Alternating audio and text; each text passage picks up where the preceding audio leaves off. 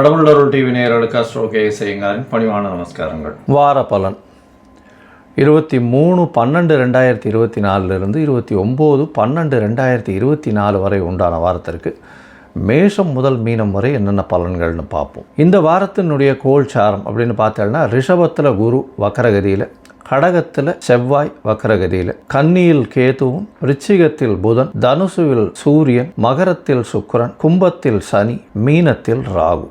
இந்த வாரத்தில் பார்த்தோம்னா அதிவேகமாக செல்லக்கூடிய கிரகமான சந்திரன் உத்திர நட்சத்திரம் கன்னியா ராசியிலிருந்து, அதாவது 2வது பாதத்திலிருந்து மூல நட்சத்திரம் முதல் பாதம், அதாவது தனுசு ராசி வரலும் போகிறார்.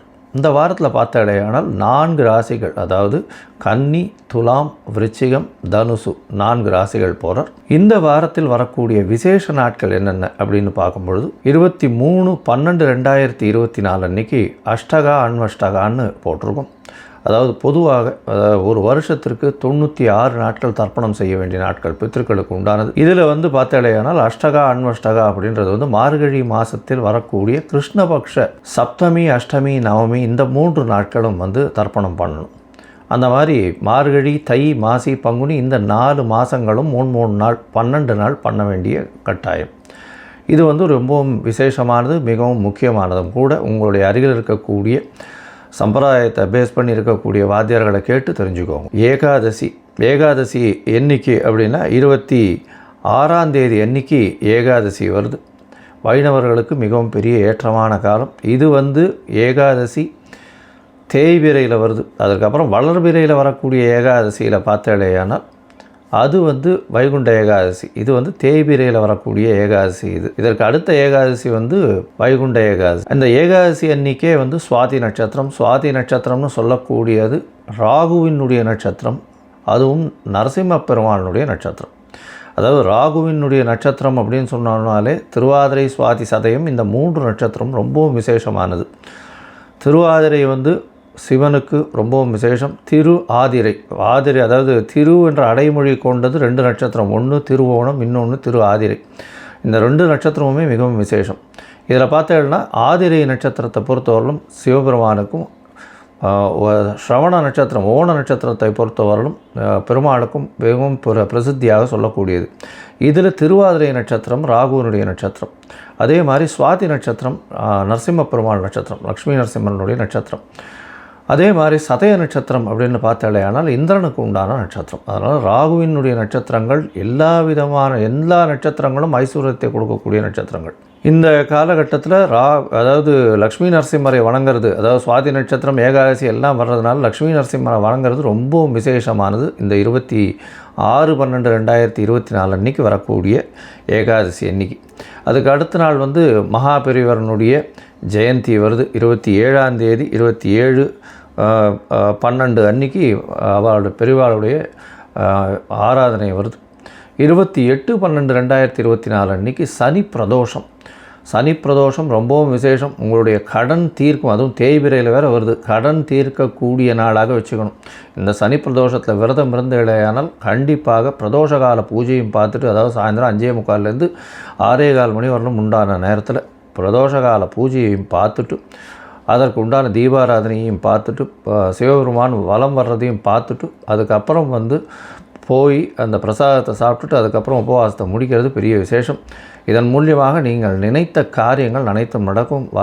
இருக்கக்கூடிய கஷ்டங்கள் அனைத்தும், உடல் நலத்தில் இருக்கக்கூடிய கஷ்டங்கள், அது தவிர பண கஷ்டம், கடன், இந்த மாதிரியான, அதாவது கடன் திருப்பி கொடுக்க முடியாத அளவுக்கு கழுத்துக்கு மேலே கடன் இருக்கிறது எல்லாமே இந்த சனி பிரதோஷத்தின் மூலியமாக குறையக்கூடிய வாய்ப்புகள் உண்டு.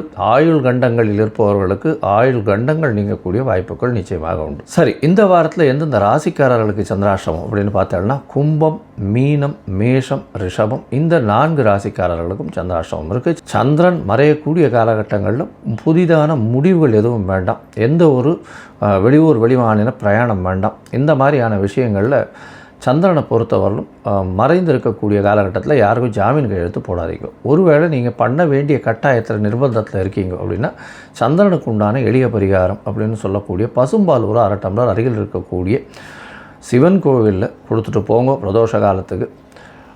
அது உங்களுக்கு சந்திராஷ்டமத்தின் தாக்கத்திலிருந்து நிச்சயமாக விலக்களிக்கும்.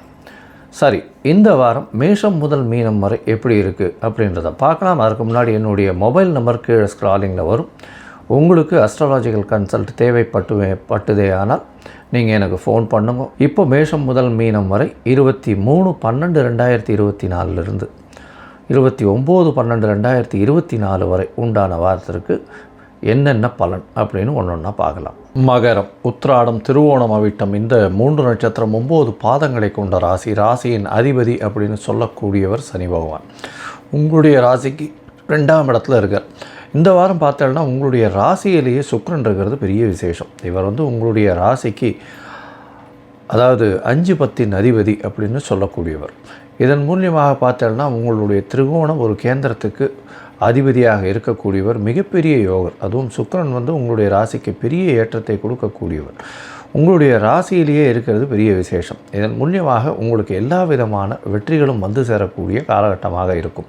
உங்களுக்கு பதவி, புகழ், அந்தஸ்து, கௌரவம்லாம் வரக்கூடிய வாய்ப்புகள் உண்டு. நினைத்ததை நினைத்த இடத்தில் நினைத்த காரியங்கள் நடக்கக்கூடிய வாய்ப்புகள் நிச்சயமாக உண்டு.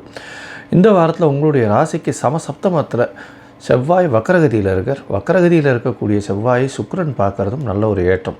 இதன் மூலியமாக புதிய வீடு மனை வாங்கக்கூடிய வாய்ப்புகள் உண்டு. ஏன்னா 4ஆம் அதிபதி 7ஆம் இடத்துல இருக்கிறது பெரிய விசேஷம். வீடு மனை வாங்கக்கூடிய வாய்ப்புகள் நிச்சயமாக உண்டு. தாயின் உடல்நிலையில் நல்ல ஒரு ஏற்றம் கிடைக்கக்கூடிய காலகட்டமாக அமைய போகிறது. உங்களுடைய ராசிக்கு 3ஆம் இடத்துல ராகு. முயற்சிகள் எல்லாமே வெற்றி பெறும். அதை தவிர இளைய சகோதரர்களோட சிறு சிறு மனக்கசப்புகள் இருக்கக்கூடிய காலகட்டமாக இருக்கும். இருந்தாலும் எல்லாவற்றிலும் வெற்றி கிடைக்கக்கூடிய வாய்ப்புகள் நிச்சயமாக இருக்கும். எழுத்து பணியில் இருக்கிறவர்களுக்கெல்லாம் நல்ல ஒரு ஏற்றம் கிடைக்கக்கூடிய காலகட்டமாக அமைகிறது. இந்த வாரத்தில் உங்களுடைய ராசிக்கு 12ஆம் இடத்துல சூரியன் 12ஆம் இடத்துல இருக்கிறதன் மூலியமாக 8ஆம் அதிபதி 12ஆம் இடத்துல போய் இருக்கிறதுனால வெளிநாட்டு பிரயாணம் வரக்கூடிய வாய்ப்புகள் உண்டு. திடீர் பண வரவுகள், பண விரயங்கள் ஏற்படக்கூடிய வாய்ப்புகள் நிச்சயமாக உண்டு. ராசிக்கு 5ஆம் இடத்தில் குரு பகவான் வக்கரகதியில் இருக்கக்கூடிய குரு பகவான் உடல் நலத்தில் நல்ல ஒரு ஏற்றத்தை கொடுக்கக்கூடிய காலகட்டமாக இருக்குது. உங்களுடைய ராசிக்கு 2ஆம் இடத்துலேயே சனி பகவான் இருக்கிறதுனால 7.5 சனி, பாத சனி நடந்துட்டுருக்கு. இந்த காலகட்டத்தில் பொறுமையாக இருக்கிறது நல்லது. எந்த ஒரு டெசிஷனையும் கொஞ்சம் தள்ளி போடுறது நல்லது. உங்களுடைய ராசிக்கு பார்த்தோன்னா 9ஆம் இடத்துல இருக்கக்கூடிய கேது தந்தையின் உடல்நிலையில் சற்று பின்னடைவை ஏற்படுத்தக்கூடிய வாய்ப்புகள் நிச்சயமாக உண்டு. அதை தவிர சூரியனும் 12ஆம் இடத்துல இருக்கிறதுனால தந்தையின் உடல்நிலையில் சற்று பின்னடைவும், சந்தைக்காக செலவு பண்ண வேண்டிய கட்டாயமும் வரும். ராசிக்கு 11ஆம் இடத்துல புதன் தனித்து இருக்கிறதுனால அதீத சுபர் அப்படின்னு சொல்லக்கூடியவர். இதன் மூலியமாக எல்லா விதமான வெற்றிகளும் வரும். தொழிலில் அபரிமிதமான லாபம் இருக்கக்கூடிய காலகட்டமாக அமைய போகிறது. உங்களுடைய சமயோஜித புத்தியின் மூலியமாக தொழிலில் பெரிய ஏற்றத்தை கிடைக்கக்கூடிய வாய்ப்புகள் நிச்சயமாக இருக்கும். இந்த வாரம் பார்த்தோம்னா 23/12/2024 29/12/2024 வரை உண்டான வாரத்தில் சந்திரன் உங்களுடைய ராசிக்கு 9ஆம் இடத்துல இந்த வாரத்தை ஆரம்பிக்கிறார். 23ஆம் தேதியிலிருந்து 25ஆம் தேதி அதிகாலை ஒரு 2:30 மணி வரலும் இருக்கக்கூடிய காலகட்டம். இந்த காலகட்டத்தில் பார்த்தீங்களேயானால் 9ஆம் இடத்துல சந்திரனும் 7ஆம் அதிபதி போய் 9ஆம் இடத்துல இருக்கிறதுனால கண்டிப்பாக எதிர்பாலினத்தோர் மூலியமாக சிறு சிறு பிரச்சனைகள் வரக்கூடிய வாய்ப்புகள் நிச்சயமாக உண்டு. பார்ட்னர்ஷிப் பிஸ்னஸில் கொஞ்சம் தொய்வு ஏற்படக்கூடிய வாய்ப்புகள் நிச்சயமாக இருக்கும். உங்களுடைய ராசிக்கு 10ஆம் இடத்துல சந்திரன் அதாவது 10ஆம் இடம் அப்படின்னு சொல்லக்கூடியது 25ஆம் தேதியிலிருந்து 27ஆம் தேதி மதியம் வரலும் இருக்கக்கூடிய காலகட்டமாக அமையிறது. தொழிலில் பெரிய ஏற்றம் இருக்கக்கூடிய காலகட்டமாக அமைய போகிறது.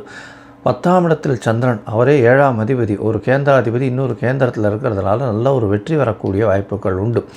இந்த வாரத்தில் பார்த்தோம்னா இந்த இரும்பு சம்பந்தப்பட்ட வியாபாரம், சிமெண்ட் சம்பந்தப்பட்ட வியாபாரம், கெமிக்கல்ஸு, அதை தவிர இந்த கருப்பு மண், அதை தவிர போர்வெல் போடுறவங்க, இரும்பு மோட்டார் இந்த மாதிரியான ட்ரேடிங் பண்ணுறவங்க, அட்வொகேட்டு, அதை தவிர ஜஸ்டிஸு, இந்த மாதிரியான விஷயங்கள் இருக்கிறவாளுக்கெல்லாம் பெரிய ஏற்றம் கிடைக்கக்கூடிய வாரமாக அமையப்போகிறது.